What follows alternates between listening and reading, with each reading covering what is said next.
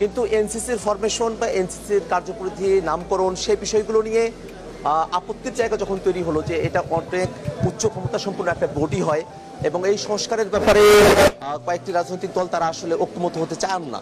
তো সেই জায়গাটাতে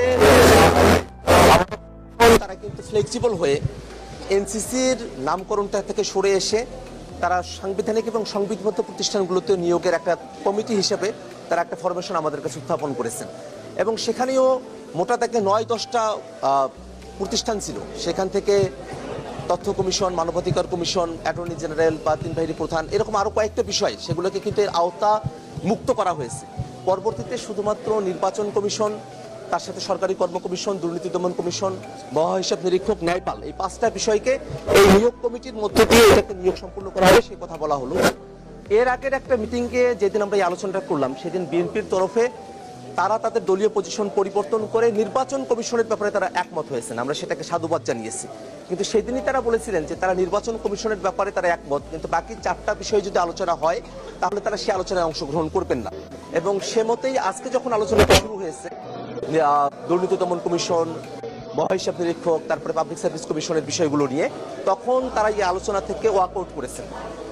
স্বভাবতই এই বিষয়টা নিয়ে আমরা বলেছি যে এটা তো আমরা কোনো একটা দলের নীতি আদর্শ বা কোনো একটা দলের গঠনতন্ত্র ঠিক করার জন্য আমরা এখানে বসি নাই। আমরা গোটা জাতির প্রত্যাশার জায়গাগুলোকে কিভাবে রাষ্ট্রীয় কাঠামোর মধ্য দিয়ে পূরণ করা সম্ভবপর হবে সেরকম একটা কাঠামো বিনির্মাণের জন্যই কিন্তু আমরা এখানে বসেছি।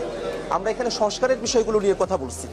যদি কারো কাছে মনে হয় যে পিএসসিকে, সরকারি কর্ম কমিশনকে, দুর্নীতি দমন কমিশনকে সেটা আগে যেভাবে নিয়োগ হতো সেভাবে নিয়োগ হলেই জাতির জন্য ভালো, তাহলে তারা সেটা যুক্তি দিয়ে উপস্থাপন করবেন। আর আমরা যেটা বলছি যে এটা আগে যেভাবে নিয়োগ হতো সরকারিভাবে, সেটা না হয়ে এক দলের নিয়োগ না হয়ে একটা নিরপেক্ষ বডির মধ্য দিয়ে, নিরপেক্ষ একটা কমিটির মধ্য দিয়ে সরকারি দল, বিরোধী দলের সেখানে অংশগ্রহণ থাকবে, তাদের মধ্য দিয়ে যদি এটা নিয়োগ হয় তাহলে সেই নিয়োগটা ফেয়ার হবে, সেই নিয়োগটা দলনিরপেক্ষ হবে, সেই প্রতিষ্ঠানটা দলনিরপেক্ষভাবে কাজ করবে।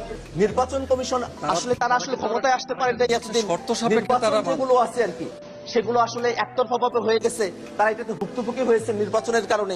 এই কারণেই শুধু নির্বাচন কমিশনের ব্যাপারে দলনিরপেক্ষ বডি হবে সেটাতে তারা একমত হবেন।